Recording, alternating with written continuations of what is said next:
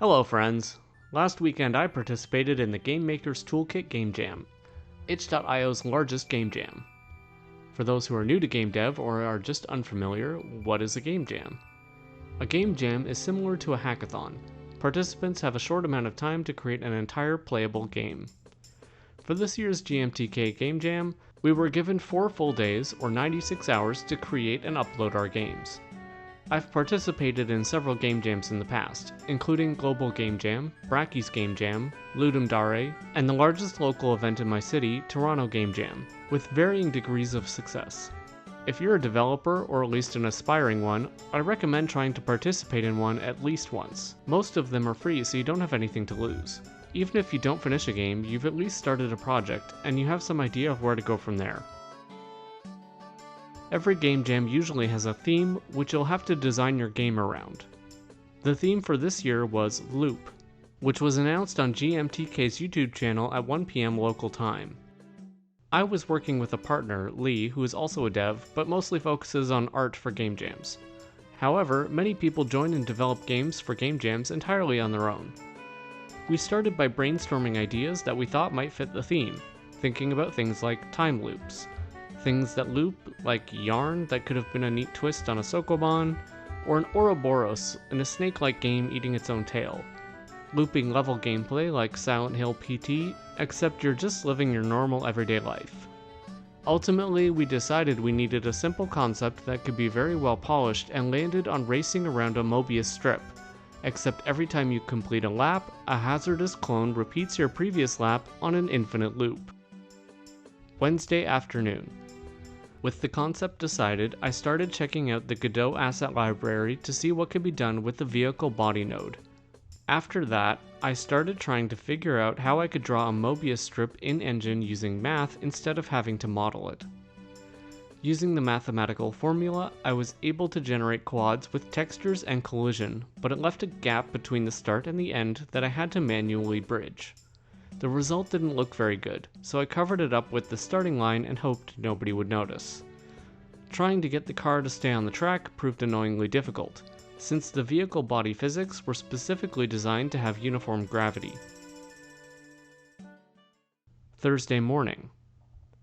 I tried for a while to override the physics but was ultimately unsuccessful, and I decided it would be better to use a character body instead. I came up with the title for the game, Mobius Derby. I thought it would be funny if the character was an Ouroboros rolling around the track, so I used a torus mesh as the character.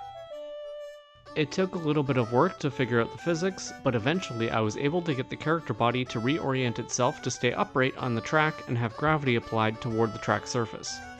I had the game record the player's laps and cloned them to make ghosts follow each lap in an infinite loop to finish my prototype, bringing the first 24 hours of the game jam to a close. Thursday afternoon.